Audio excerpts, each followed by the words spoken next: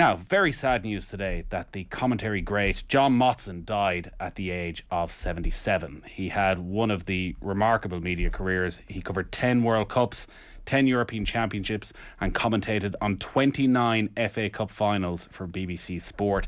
He also worked on Match of the Day for close on 50 years before he retired from the organisation back in 2018.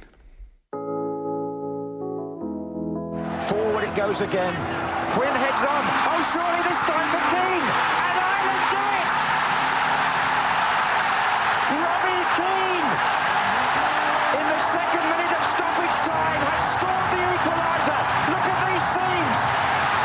Just look at these scenes. And you can't say they don't deserve it. That Hereford game came along, of course, you know, Ronnie Radford and all that, and that match got elevated to the top of the show at a time when I should have been right down at the bottom, really. No, if Ronnie Radford's shot had hit the bar and come out, I wouldn't be sitting here now. Radford again. Oh, what a goal! What a goal! Radford the scorer. Ronnie Radford. And the crowd are invading the pitch. Oh, Brady won it beautifully. Look at that! Oh, look at that! What a goal by Brady! Gerrard! He's got it! Oh, Steven Gerrard! Just when he looked injured and out of it, has equalised for Liverpool. It's 3-3 in surely the best cup final of modern times. Gunnar, through to his right, and Platini through the middle. Gunnar again. Gunnar! Platini! Goal! Platini for France with a minute to go. It's 3-2. Messi thinks or thought the kick might go to his left or the right as we look if Aldridge decides to go the same way as in the semi-final. He did, and he saved it and made history. And there it is. The crazy gang have beaten the Culture Club. You've got to have a decent voice. You've got to have a sense of timing. You've got to know when to talk and when not to talk. And I think you've got to try and get across essentially what the viewer can't experience at home, which is the excitement in the crowd, something that you might spot, you know, which the cameras are just about to reach that still hasn't become apparent. You are the eyes and the ears of the viewer. Going at them again. Brilliant run by Maradona. Fantastic goal. Unbelievable. World class. Look at these scenes. Just look at these scenes. Still crazy after all these years. Yeah, the unmistakable voice of John Motson, who passed away today at the age of 77. To remember John Motson, I'm delighted to be joined on the line by his former BBC colleague, Conor McNamara. Good evening, Conor. Hey, Nathan, how are you? I'm very well. Listening to all those moments bring back so many different memories, and you can visualise almost where you were sitting watching each match as you hear the commentary for John Motson. He was just such a ubiquitous figure in our lives for so many years, for so many important moments, probably for so many people, moments they spent with their family, with their friends. He was right there in the living room with them. Yeah, the voice, isn't it? And the way he was able to inject excitement into the voice, and yet he never got too excited. You could always hear every word, which is the sort of key, because you think of the incredibly dramatic moments he was involved in and he was to describe, but he never, never became a screech of a commentary. It was always in control. You could always hear every syllable. And I mean, he I guess, he sort of is the football commentator. I think if you went to any cartoonist in the world and you said, draw me a little drawing there of what a football commentator looks like, they'd draw Motti, wouldn't they? That's sort of what that's what a commentator looks like, and his voice is what a commentator sounds like. And I remember when I started in BBC, and it was a long time ago, 2002. Actually, even just before that, it's just occurred to me. I'd forgotten about this till now. The first ever commentary I did was the old Radio Ireland before it became Today FM, FA Cup final 1997. And John Motson was told that there was this young Irish commentator who was doing his first commentary, and he recorded an audio message And they sent it over. And of course, nowadays it's like on a WhatsApp or whatever. This would have been properly like recorded on a tape and sent over.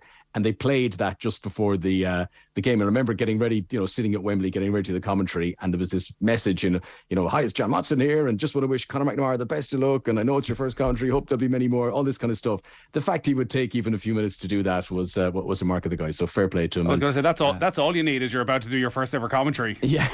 The greatest guiding you into it. No, exactly. And look, I mean, I think, when I joined the BBC in 2002 and I did meet him in Television Centre, and obviously I'd meet him at games, and you sort of felt like you were meeting one of these, like Neil Armstrong type people. You knew it wasn't a fictitious character. You knew it was a real person, but wow, one of the most famous people in the land. And I guess if you're a 5 or 6 year old or you were the grandparents, you knew who John Motson was. He was literally one of the most famous people in the UK over the last half a century. 10 World Cups, 10 European Championship, 29 FA Cup finals. You would have spent time with him in latter years in those final tournaments that he covered. Never got a sense from listening to him, from watching him when he'd be pitch side before the match, that his enthusiasm for the occasion, for the trip, for the match, it never seemed to wane.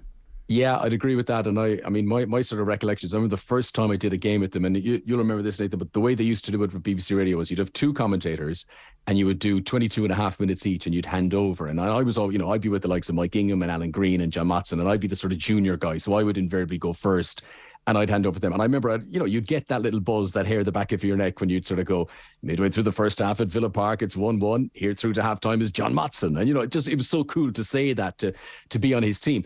But the recollection I had of him, and it kind of goes back to what you say about how he sounded like the enthusiasm was there. When I went up to work with him for the first time, I thought, look, this is Matty. He'll be cool cat. He will just be laid back. The work is done. I've got this, cigars out. And not at all. He was a cat on a hot tin roof. He was worried. He was, who's the linesman? How do you pronounce the referee? How do you, And he wanted all that detail up until the last minute, to the point that you kind of went, like, geez, you're John Motson. You could just go on and say anything and people will be impressed. But he was a real stickler for getting everything right. And I think he maybe was a predecessor for what more people get now with social media, is that because he was that sort of national treasure status in the UK, and because everyone knew who he was, he didn't want to make mistakes. He didn't want to be caught out. So he was always paranoid about it, and he knew that if he did make a mistake, it would be noticed. So that was sort of my recollection, that I thought he'd be just so relaxed, we have an hour to kick off, when actually he was nervous. And this is Matty, late in life, having done it a million times. That really stood out reading his autobiography, was sleepless nights before big games, which again you would assume once you're doing this 5 years, 10 years, and you've done a World Cup final, once you've done a World Cup final, you've done them all. But no, he still felt the need to be that meticulous in his preparation. He did also come from a very different era to the one now, where access is so restricted. He spoke in that autobiography about Hillsborough, which wasn't on the BBC. He was there commentating for Off Tube, for the highlights package and all of that. But in that, he said, he would ring Kenny Dalglish the night before the game for the team news. Yeah. No, absolutely. And just on that, I mean, when I say about sort of being cat on a hot tin roof before a game, I remember doing a game with him, and we couldn't work out, predecessor to the normal sort of Pep Guardiola stuff now. It's like, is that going to be a back 3 or is it going to be a back 4, or is he going to play left back? And there was a kind of an uncertainty, whatever the game was. And Matty, couldn't just leave it. He was like, right, I'm going down to find out. And down he went and into the tunnel, and I think in years gone by, that was a very normal thing, where he would be in contact with people. And of course, everyone knows who he is. And even if it was a new, foreign manager came into English football, they knew who Matty was. They're not going to, usher him away. So he would have the little whisper. He'd say, look, I'm not going to tell anyone, but I need to know for my commentary prep, are you playing the back 5 or whatever? And invariably they would tell him. And that was the mark of him. That's my sort of recollection of Matty. You'd see him standing down there in the technical area while the teams are warming up, and he's just chin wagging with the backroom staff, the assistant coaches. He didn't need any accreditation. He was Matty. The sheepskin coat got him wherever he needed to be. When you started working with him, it was towards the latter stages of his career, and the rivalry with Barry Davies was probably something that was sort of in the past by then. It was striking, the pressure he felt during that time, and it was noticeable, almost a jealousy he had of Brian Moore over on ITV, who didn't have a rival, who just got all the games. Yeah. He got all of the big games, and he wouldn't have to be sweating. We look back now, Motson was definitely the voice of football, and maybe because Davies you associate with big Olympic moments as well as football moments, but a director of football would change at the BBC, and he never knew, and it felt like he was always on, always felt a need to prove, not just to the audience, but actually internally in the BBC, that he should be the man for the big occasion. And I think arguably that strengthened him, because I think you've got the Lennon-McCartney thing here, where you've got two guys who are egging each other on, and you can't afford to become sedentary because the other guy will take your place. And it's funny, people would assume that they would know each other very well in terms of seeing each other all the time and stuff, like at their peak. But no, because they work for the same company, they would have always been at different games. So, he's at Old Trafford, Barry Davies would have been at Elland Road, he's up at St. James's Park, Barry Davies was at Highbury, whatever it was. So they wouldn't actually have come into each other's orbit all that much. Now, of course, as life goes on, they'd have met each other at a million do's and dinners and whatnot. But in terms of a working relationship, that would have been the voice of, oh God, he's good, he's getting the good. Why didn't I get that game? This is the big relegation battle. Why am I doing a mid-table game today? But I think that rivalry between them spurred them both on, and didn't allow either of them to let the standards drop. And I remember, this is maybe 5 years ago now, doing a program in the BBC where they wanted to talk about just the silly word, but the kind of the art of football commentary and how it's done. And I was invited on. I remember thinking, I'm on a show with John Motson and Barry Davies. And I remember thinking, like, that's like being on a songwriting thing with Lennon and McCartney. It doesn't get any better than that. We heard the montage there, and I'm talking about the Ronnie Radford goal and the importance of that goal to his career. So it's 1972, it's FA Cup third round replay, Hereford, Newcastle United, and 5 minutes ago Ronnie Radford scores this wonder goal that everybody can instantly visualise, but also hear John Motson's commentary over it. He says in that I wouldn't be sitting here if Ronnie Radford hadn't scored that goal. Do you believe that? Yeah, well, no, I don't know if I believe that. He might have worked his way through it. Might have taken a bit longer. That was the big break. And I think, look, on way smaller scales, I think anyone in broadcasting needs a break of some sort. And you often hear, news correspondents who, were in America anyway when 9/11 happened, and suddenly they were, thrust in front of the screen. Being in the right place at the right time works. And I think over the years, a lot of young broadcasters end up going to third round FA Cup games hoping that they'll get the big story. Usually the Premier League team just hammers the non-league team and move on, and we never talk about it again.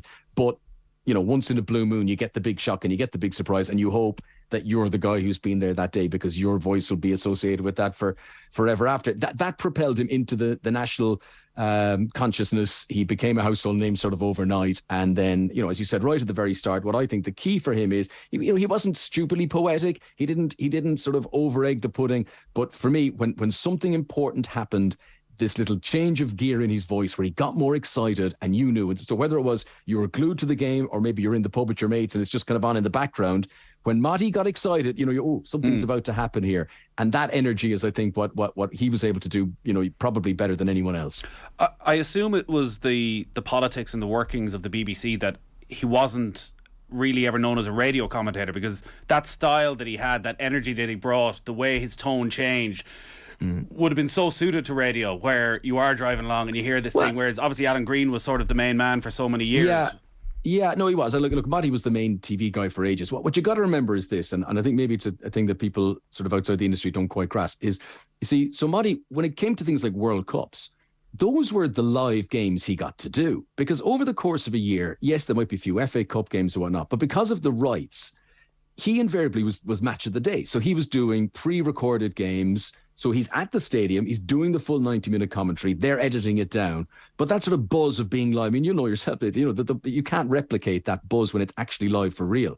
And when it came to things like World Cups, that was the moment he got to do that. But, you think, it's Matty, he's done it a million times before. Actually, it might have been a few months since he last did a live game, or he may only have done 4 or 5 live games in that year. And yet he to produce with 20 million people watching those sort of high standards. And then because he's got that high status as the number one guy on the TV, he didn't do radio as much, but he did really enjoy it. And then as his career was coming to an end, I say coming to an end, because it went on for 50 years, I'm probably talking the last 15 years of it, he used to do more and more radio games, and it was to get that buzz of being live broadcasting, which it's sort of a drug that we're all addicted to, and you can't replicate it any other way. But he was very good on the radio.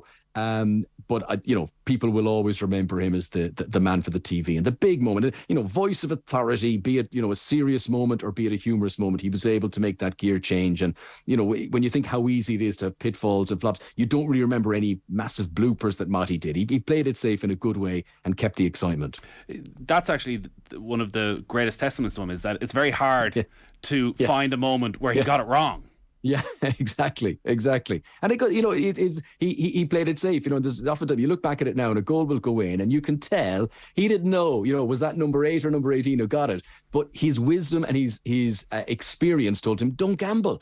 Young, enthusiastic commentators, and I was one myself when I started. Oh, I need to know, so I need to guess. And you take, oh crap, I got it wrong. And he didn't need. It's okay. I can just wait a moment. He's panicking on the inside, but he kept it all cool on the outside. And I think that is to his credit, definitely.